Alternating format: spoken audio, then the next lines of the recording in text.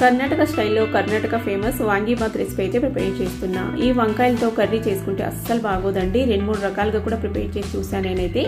వీటితో ఈ వాంగీబాతే ప్రిపేర్ చేసుకోవాలనుకుంటా. ఇక్కడ బెంగళూరులో అయితే ఫుల్గా దొరుకుతాయి ఈ వంకాయలు అయితే. ఇక్కడ వాంగీబాత్ మసాలా పౌడర్ కూడా తీసుకున్నాను.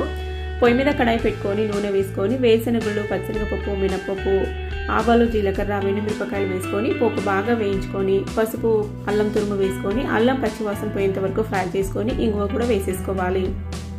ఉల్లిపాయ ముక్కలు వేసుకొని బాగా మిక్స్ చేసుకొని కట్ చేసుకున్న వంకాయల ముక్కలు కూడా వేసేసుకుందాం.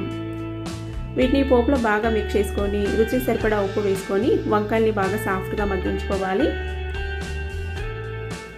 ఈ రెసిపీ బ్రేక్ఫాస్ట్కి, లంచ్ కూడా ప్రిపేర్ చేసుకోవచ్చండి. చాలా ఈజీగా ప్రిపేర్ చేసుకునే రెసిపీ. కేవలం 10 నిమిషాల్లోనే ప్రిపేర్ చేసుకోవచ్చు. వంకాయలు మగ్గిన తర్వాత ఈ మసాలా పౌడర్ వేసుకొని చింతపండు గుజ్జు కూడా వేసేసుకొని బాగా మిక్స్ చేసుకొని ఒక 2 నిమిషాలు పోపుని మగ్గించుకున్నామంటే